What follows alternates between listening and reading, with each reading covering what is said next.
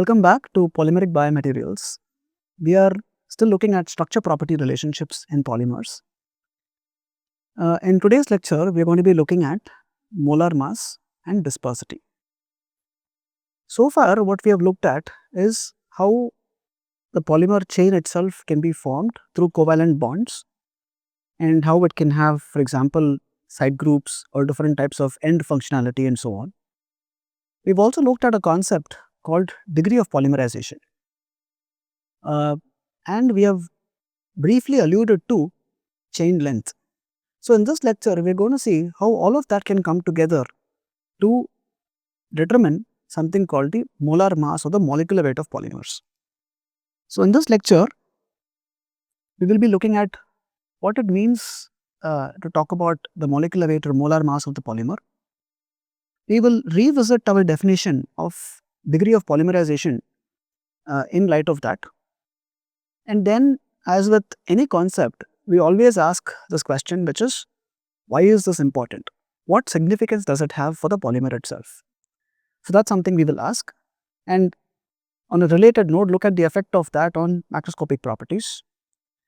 And then we will see how the molar mass or the molecular weight can be quantified in different ways. And they tell you different things about the polymer. And we will end with how to understand molar mass distributions based on a parameter called dispersity. We will first begin with understanding what it means to talk about molecular weight for a polymer. So, in this course, we will largely stick to the convention of using the phrase molar mass instead of molecular weight. This is the new IUPAC convention, but you will often find most people and even textbooks still referring to molecular weight. So, in this course, while we might largely stick to the word molar mass, keep in mind that molar mass and molecular weight, as far as how we are referring to it here, are exactly the same and can be interchangeably used. Molar mass simply mass of 1 mole of a polymer, which is an Avogadro number of polymer molecules. So, the polymer molar mass is going to be monomer molar mass times the average number of repeat units. Now, recall that N is simply the average number of mers per chain or repeat units per chain. For very high N, which is typically true for many polymers where the individual chains are very long, the N groups are typically neglected because they play a very small role towards contributing to the overall molar mass of the polymer. So, to contextualize that, we will take our familiar example of ethylene becoming polyethylene. So, you take ethylene, you are talking about something like 28 grams per mole. And if you consider N being 1000, you get 28,000 gram per mole of polyethylene where N is 1000. What that means is, this is 28,000 grams for N sub A molecules, which would mean that you have 4.65 times 10 to the 20 gram per molecule, just to give you a sense of the number itself. Now, we can now revisit the degree of polymerization N from this perspective. And you can think about it in two ways depending on the type of polymer. If the molecular weight of the monomer and repeat unit are the same, N is simply given by molecular weight of the polymer by molecular weight of the repeat unit. And this typically happens with a type of polymerization called addition polymerization, where the repeat unit and the monomer will largely be the same. But you can also have another case where the molecular weight of the monomer and repeat unit may be different because of removal of molecules during polymerization. So, if you often look up the definition of N, many a time you will find that it's defined as the average number of repeat units, mers or monomers. That's what the definition will say. But you see, that definition may not hold true for all types of polymers. It may hold true for those polymers where the monomer and repeat unit have the same molecular weight, but as we are going to just see, that may not always be the case. And in that case, how you define the number of repeat units will also make a difference to how you get or arrive at N. So, for example, if you have condensation, which is another type of polymerization which we will look at later, with elimination of a molecule, then that has to be accounted for when you take the overall molecular weight into account. For example, in polyethylene terephthalate, which is a polymer we have looked at briefly earlier, the repeat unit molecular weight is 192 grams per mole, while the sum of the monomers is 228 grams per mole. So, what accounts for that difference in these two is the elimination of the two water molecules. So, in this case, you see that has to be accounted for when looking at N. Also, like I said, whether you consider the different units of the polyethylene terephthalate as one unit or as separate units, that will in turn change what you get for N. If you consider them as the sum of both, you will actually end up getting twice the number for N as opposed to counting them as one unit. So, these are some caveats to keep in mind as you look through the literature or come across these terms when you read papers and so on. Three important features of molar mass include the very large numbers that you can typically get. So, shown here is an extreme case for circular DNA in E. coli, where you can have up to 2 billion gram per mole for such a molecule. That is a very large number. That is also why one can now justify the name macromolecule. The epithet macro is very fitting indeed. What is also important to keep in mind is not all molecules within a polymer, not all chains may have the same molar mass in a given sample, which means it makes sense to talk about average properties for a given polymer, and that is typically what you will report, what you will find also in published literature, what you will also find when manufacturers give you data. The third important point to note is the same polymer can have very different molar masses across samples depending on chain length, that is N. So, for example, ultra high molecular weight polyethylene, for example, you can have something like 3 to 4 times 10 to the 6 gram per mole, right. In contrast, for high density polyethylene,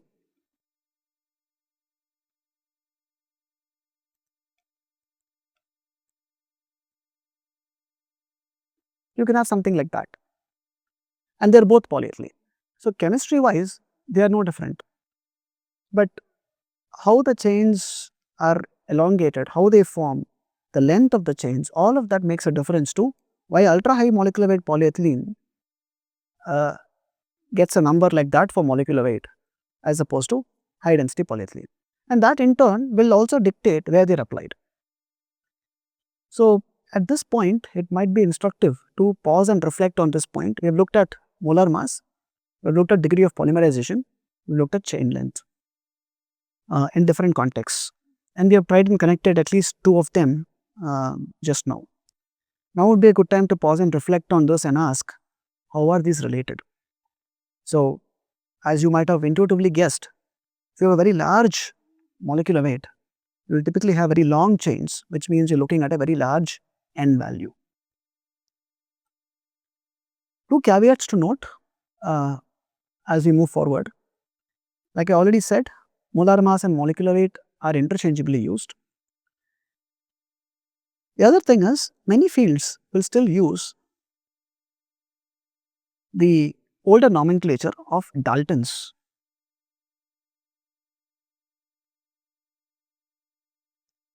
This is typically done in biology, for example, where, for example, in bovine serum albumin, which is a protein, the molecular weight will be reported as 66.5 kilodaltons, which is essentially 66.5 kilogram per mole approximately.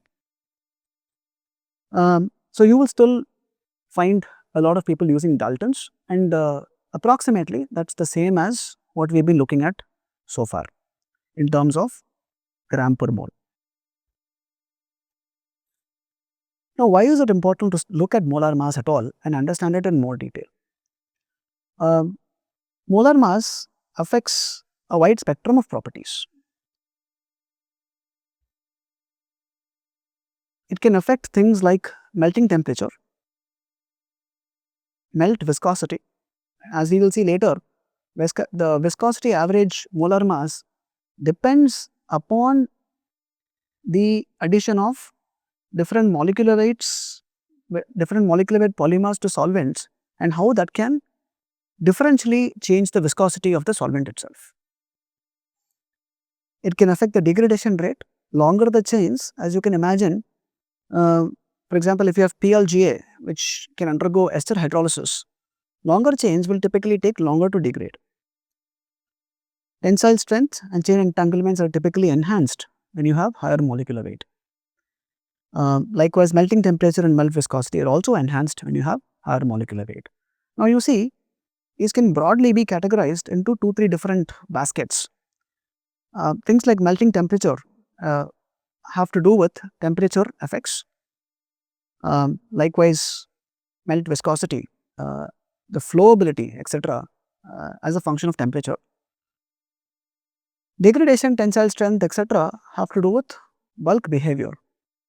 So, the first of these, which is effects of temperature and solvents as well, we will look at as a theme in a subsequent set of lectures. And then later in the course, we will also look at tensile strength, degradation rate, and how chain entanglements can be affected by all of these. In turn, all of them being affected by molar mass. So, we will look at the mechanisms in more detail at that point, at which point we will refer back to this lecture. So, it is good to put a pin on this lecture so that we can refer back to it. So, shown here is a simple example of how molar mass of polylactic acid in grams per mole going from 50,000 to 300,000 grams per mole shows a change in tensile modulus going from 1200 megapascals to 3000 megapascals. Now, when you look at numbers like these, one way to think about such numbers is, there are two things to take away from a table like this. One is, what are the trends? Second, what is the order of magnitude?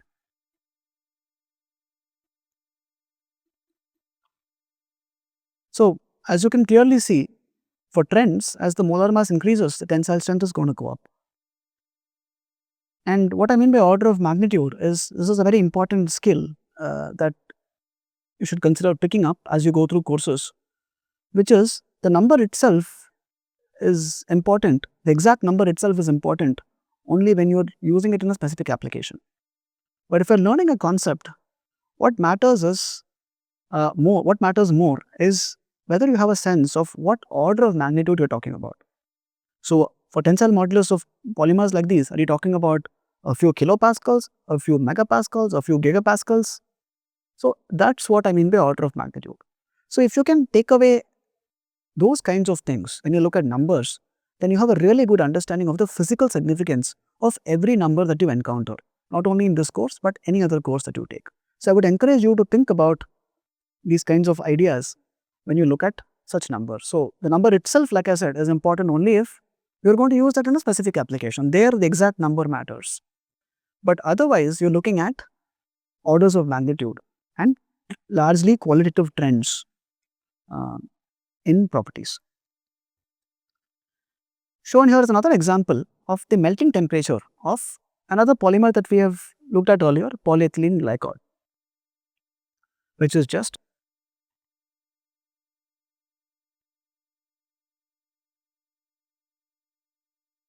so you see as the molar mass increases, you see an initial increase and then a tapering off, a plateauing off at very high molar masses.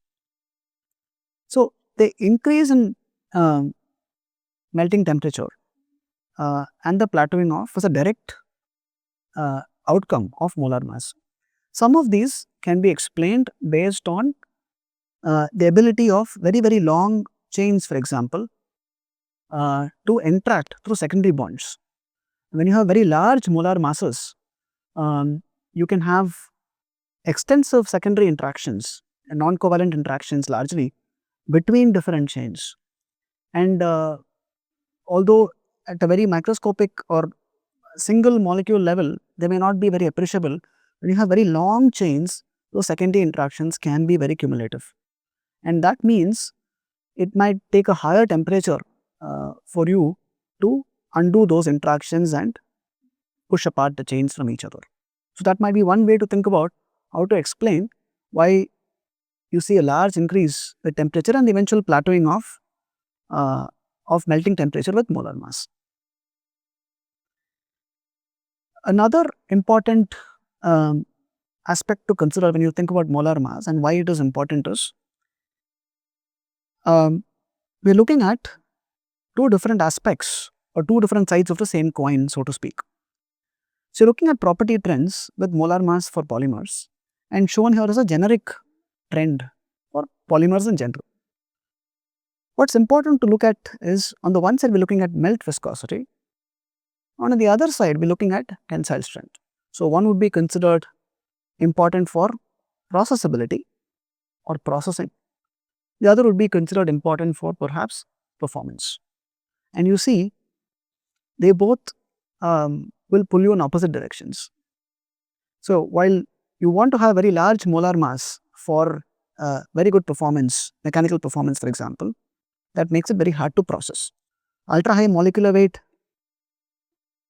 polyethylene, which you have seen earlier, one of the reasons why it is difficult to process it is because of the large molar mass.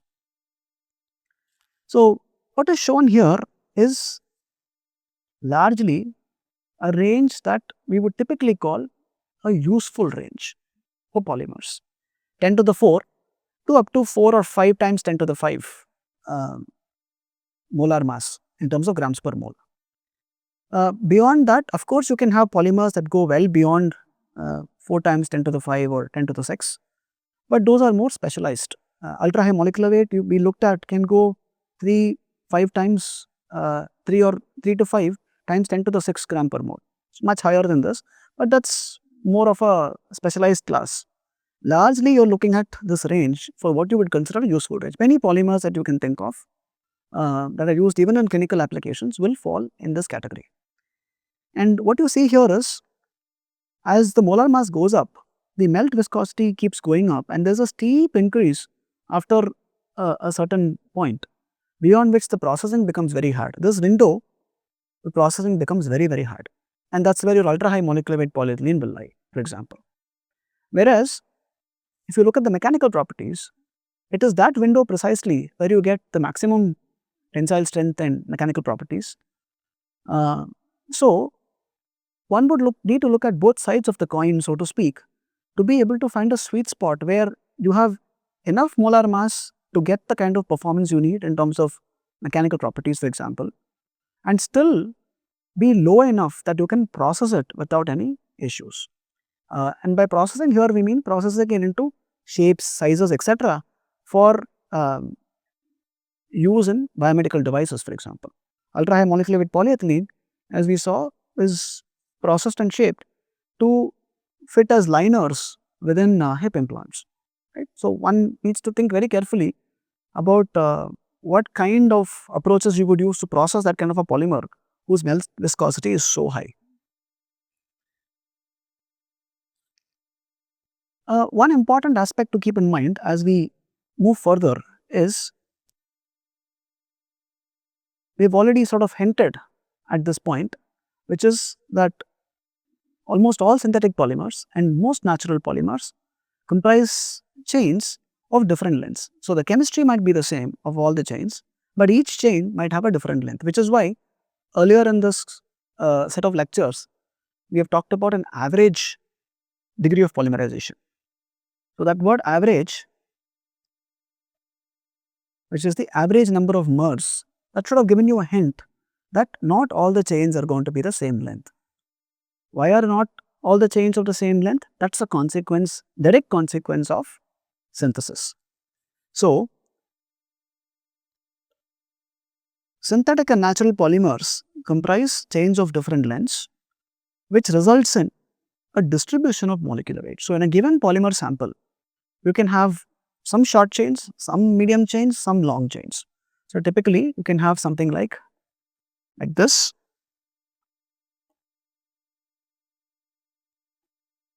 Then you can have shorter chains, and then you can have longer chains. This is all the same polymer. Within the same system, you have chains that are of different lengths. What's interesting is that's a direct consequence, like I said, of the synthesis of the polymerization process itself, which we will look at in subsequent lectures in far more detail.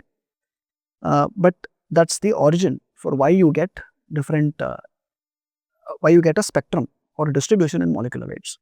Now, the notable exception to this is a protein. A protein, we looked at the example of bovine serum albumin earlier, and we said it has a fixed molecular weight. Right? I gave you a number. Now, that number is going to remain the same whether you buy it from supplier A, supplier B, supplier C, because the chain that makes up bovine serum albumin has a fixed number of amino acids, which happens to be the monomer for proteins. So, if a protein goes by a certain name, in this case BSA for example, it will have a fixed number of amino acids, that too in a particular sequence. That is very important, because proteins, if you remember, are heteropolymers where the monomers are all not the same. There are largely 20 amino acids from which you can make proteins, and any of those 20 can sit in a position, but it is a specific sequence of those amino acids that leads to a specific protein. So, only if you have that sequence of a fixed length of amino acids joined together will you call it a specific protein. So, protein for example like BSA will have a fixed number of amino acids in a particular sequence no matter where it is found, and that also means that the molar mass is going to be fixed. So, it is instructive here to look at what I call the noodle soup analogy, which is you have different chains of different lengths, and in a given polymer you can have all these chains largely of the same chemistry, but of different lengths existing or coexisting in the same polymer. That naturally tells us that you can have a distribution of molar masses, and for us to be able to describe this molar mass, you can also now ask, are you interested in the number of molecules or are you interested in the size or weight of the molecules? And it turns out that depending on what your interest is, you can come up with different descriptors of molar mass. So, continuing in that direction, when you think about a polymer like this, you have shown here as a schematic, obviously a grossly exaggerated schematic. You will never have a polymer with these many number of chains. You will have a lot many more chains, but it is just for your understanding. So, this is a polymer where you have 4 chains of this type or this length, 4 chains of this length, 2 chains of this length and 3 chains of this length. So, you take only the extremes for now and you consider and ask, if I take only this chain length and I take this chain length and the relative proportions, what am I talking about in terms of their contributions not just to the molar mass but also to other properties. So, if you think of it as a distribution, then the shorter chains which represent the lower end of the lower tail of the distribution, they can act as plasticizers and soften the material. Now, the word plasticizer is a very specific word that we will again look at later, but for now what I will simply mention is that a plasticizer is something that reduces the glass transition temperature of a polymer. Again, what is glass transition temperature, etc., we will look at in more detail. In the interest of getting used to jargon, I am introducing some of these words. In contrast, the upper tail of the distribution, the higher end, that is the tail representing the chains that are much longer, they may contribute to mechanical properties, but they are also the ones that may be notorious for contributing to very high melt viscosity, making it difficult to process the polymer. So, now would be a good time again to pause and reflect on this point. This is a very important point. If you have a very large distribution of chain lengths, then it is important to think about the relationship between the chain length distribution and the bulk properties. Having noted that the two extremes can give you these types of effects, and in between you get a spectrum of effects for all other types of chain length distributions. So, if you take a polymer, the same polymer from two different sources, as we just saw, you can end up with two different types of distributions. So, shown here is source A and source B, where what I am plotting on the x-axis is just molar mass in gram per mole, and on the y-axis I am plotting the frequency, the number of chains with that molar mass. Right? For every molar mass, I can figure out how many such chains exist in the polymer. So, when I look at it now, I see that source A has a narrower distribution, but the peak is also lower, whereas source B has a broader distribution, but the peak is also higher. Right? So, it is very interesting now to think about the same polymer coming from two different sources, where the chemistry is the same, but you have very different molecular weight distributions based on the chain lengths. So, now it is very clear that we need parameters to quantify such distributions, and like we said in the earlier slide, that parameter will depend upon what your interest is. Are you interested in the number of molecules, or are you interested in the weight or the size of the molecules, or are you interested in how they contribute to the viscosity? Depending on all of these things, you can come up with a number of different ways to think about molar mass for a polymer. So, we will first look at what is popularly called the number average molar mass.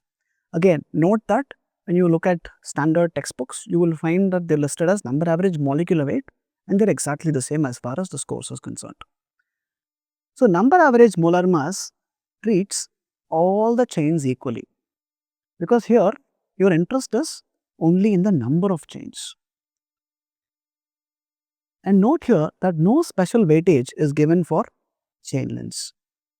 So, chains that are longer, that is chains that have a higher degree of polymerization, and chains that are shorter, that have a lower degree of polymerization, lower number of Mohr units, they will both contribute, they are both considered the same within quotes as far as their contribution towards molar mass is concerned. So, the formula for this is typically given as m sub n, which is the summation of Ni times Mi over summation of Ni, where Mi is the molar mass of a chain with I repeat units, and Ni is the number of chains with I repeat units. So, you notice here that the numerator here is total weight, and the denominator here is total number. From this, you can now define or specify a number average degree of polymerization, which now is m sub n of the polymer, which is the number average molar mass of the polymer over the molar mass of the repeat unit. And this can be determined using a bunch of methods. So, I am just listing 2 examples of such methods. N group analysis, which we have sort of already briefly alluded to in an earlier lecture, where you are primarily focusing on a specific N group. For example, an acid group, let us say, is present at the end of a chain. Then all you will need to do is to titrate it with a known mass of this polymer, known sample mass of the sample against of this polymer against an alkali, from which you can get the number of moles of that functional group present, and Mn will simply be the sample mass over moles of the N group. But as we have seen in an earlier lecture, this is limited only to very low molecular weights. That is why I say low N values, because as N keeps increasing, as molar mass keeps increasing, this becomes a very unreliable method to determine molecular weight, number average molecular weight or number average molar mass, because the number of such groups becomes very low as N becomes very high. So, the sensitivity of the technique goes down significantly. So, this is typically not used as a reliable approach for very high molecular weight polymers or even regular polymers. This is true only for low molecular weight or low degree of polymerization polymers. Another technique that is commonly used is called osmometry or membrane osmometry, typically done with dilute solutions. Essentially, the idea is one where we use the principle of osmosis or osmotic pressure, which you would be familiar with from your chemistry classes. So, essentially you have a polymer solution, very dilute polymer solution, separated by a semi-permeable membrane against a solvent. Now, because of thermodynamic constraints or thermodynamic reasons, the solvent will move across the semi-permeable membrane and dilute the polymer solution further. And if you apply a counter pressure, you will have that pressure that is required to prevent the migration of solvent, to just prevent the migration of solvent in the direction of the solution, is called the osmotic pressure. So, this technique is based on that, where you take a series of polymer solutions at different concentrations, and for each of them you can do this experiment and measure pi, which is the osmotic pressure. And if you plot pi over C, which is where C is the concentration of the polymer in solution, versus C, you will end up getting a plot where the y-intercept of that plot of pi over C versus C will give you RT over number average molecular weight, as indicated by this right here. And A to C is an interesting parameter. It is called the second virial coefficient. We are not going to look at that in this course in great detail, but if you are interested in it, you should take a look at it and try to understand what it means. Physically, it tells you something about the nature of interactions between the polymer and solvent versus the polymer and polymer in terms of where it is more favored. Based on the value of that virial coefficient, you can figure out whether the polymer is interacting very well with the solvent or not at all. In the latter case, the polymer will want to interact with itself. And later, when we look at temperature and solvent effects under that theme, we will talk a little bit more about properties of solvents as far as polymers are concerned and classify them as good solvent and poor solvent. Now, another way to think of molecular weight or molar mass is to think of what we call a weight average molar mass, where you are interested now not just in the number, but you are also interested in the weight. So, this molar mass weights longer chains more, meaning higher molecular weight or higher molar mass chains contribute more to the overall mass compared to smaller molar mass chains. And this is given by this formula where our definitions of Ni and Mi remain the same, where M sub W is given as summation of Ni Mi square over summation of Ni Mi. So, if you think physically, very crudely, this is a weighted weight, this is the total weight. That is the physical interpretation of how you should think of a formula like this, from which you can also extract an equivalent weight average degree of polymerization, which is simply the weight average molar mass of the polymer over the molar mass of the repeat unit. What is interesting about this aspect is both of these, both weight average molar mass and number average molar mass, will be reported when you read papers or when you buy polymers from a manufacturer. In many cases, you will have both being reported, or if you have only one, then you should be very careful and make sure you understand what type of molar mass is being reported, because if you incorrectly assume, that can have very large negative consequences for how these polymers can be processed or whatever application you want to use them for. Weight average molar mass was determined typically using light scattering techniques.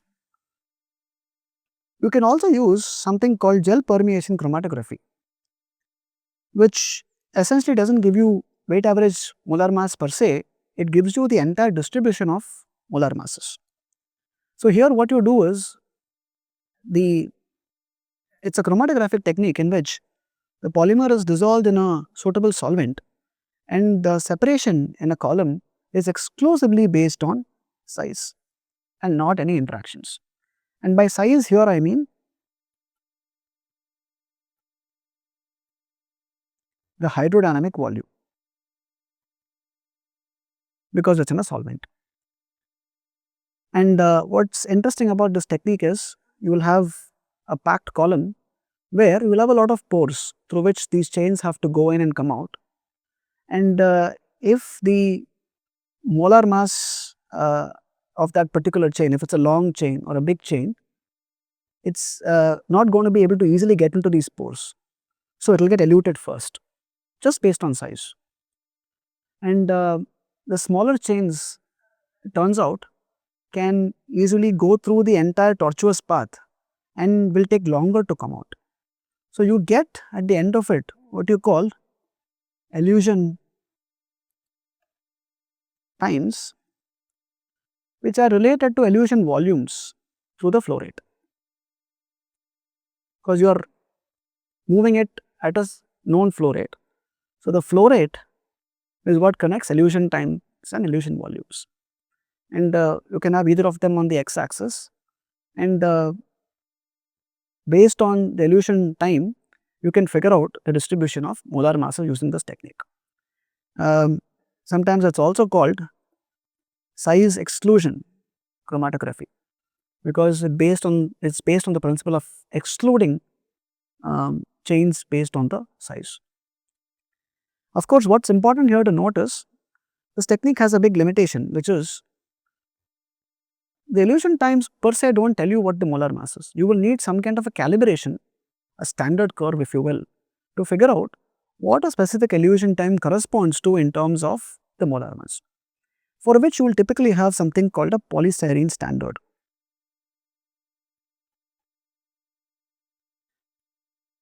With narrow molecular weight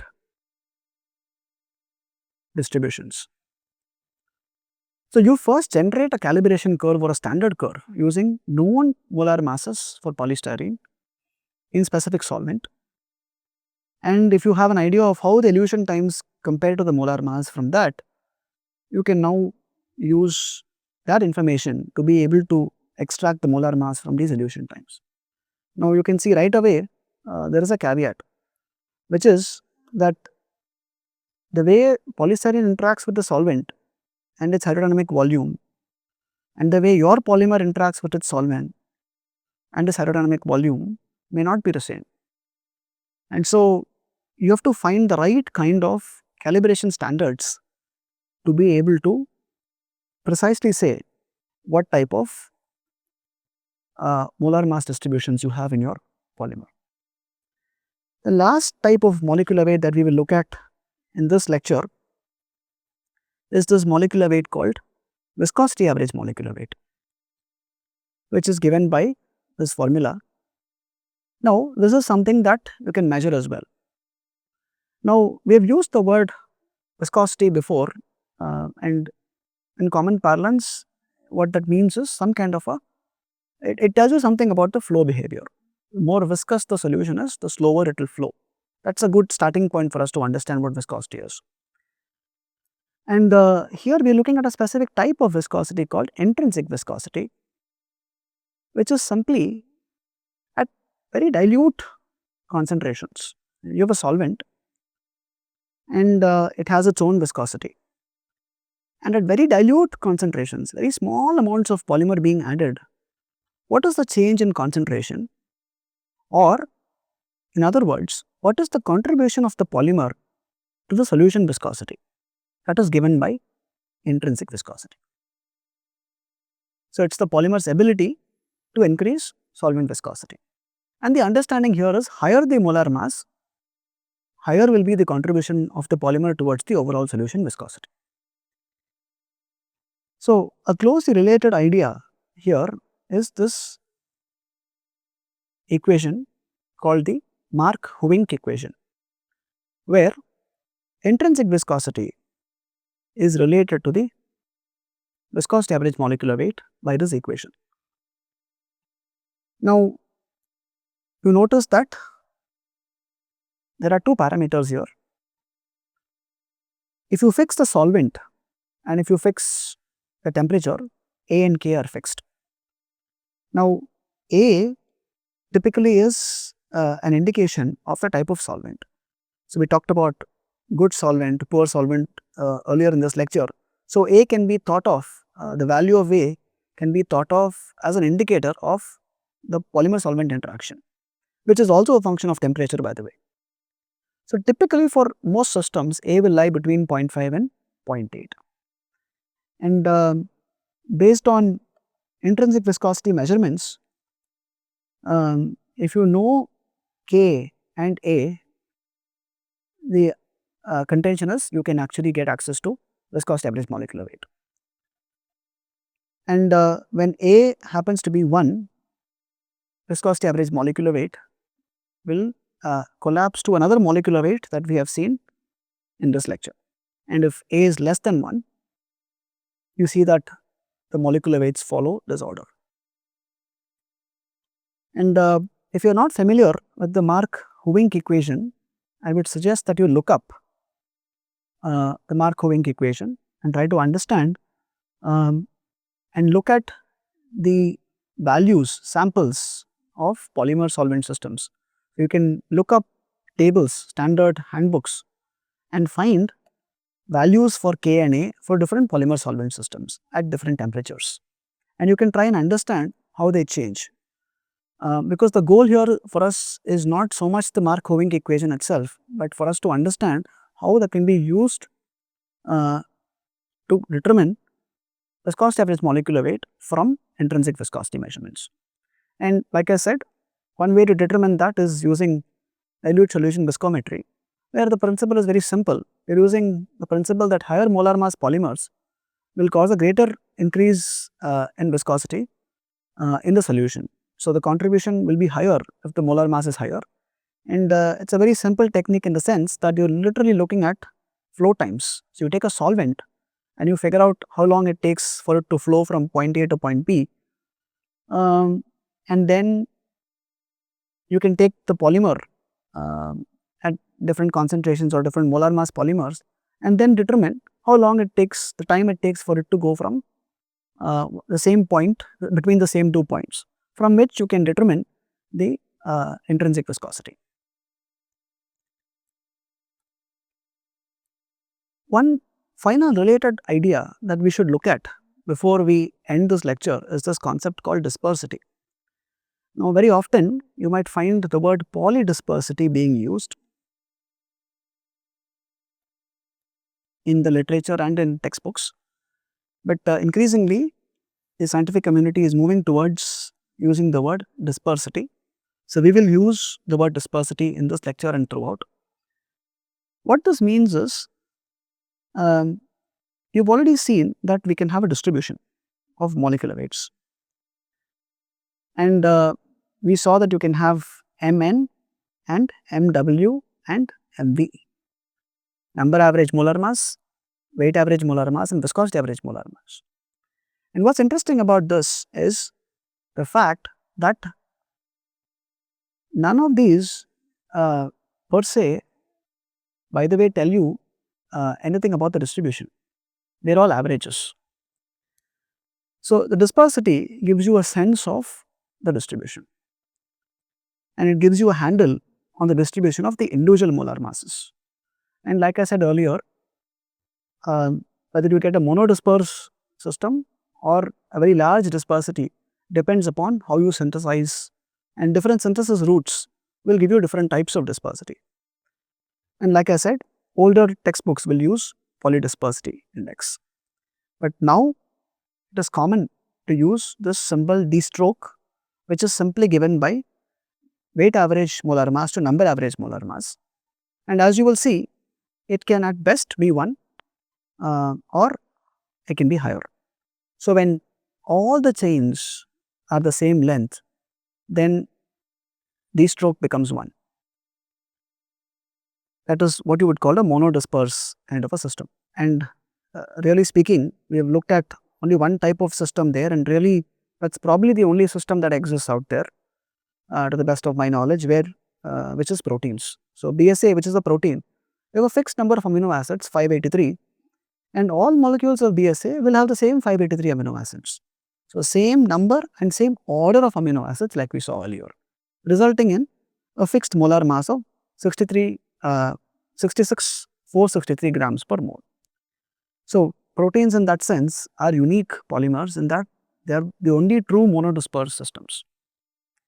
And shown here is a reiteration of what I said earlier about molar mass distributions, where typically the Mn will be close to the peak, Mw will be much higher than Mn depending on the distribution, and again depending on the distribution, Mv will typically lie much closer to Mw. And of course, for a monodisperse system, you do not have a distribution at all chains have the same length. So, I hope that gives you a good sense of the different types of molar mass and molar mass distributions and polydispersity. Thank you.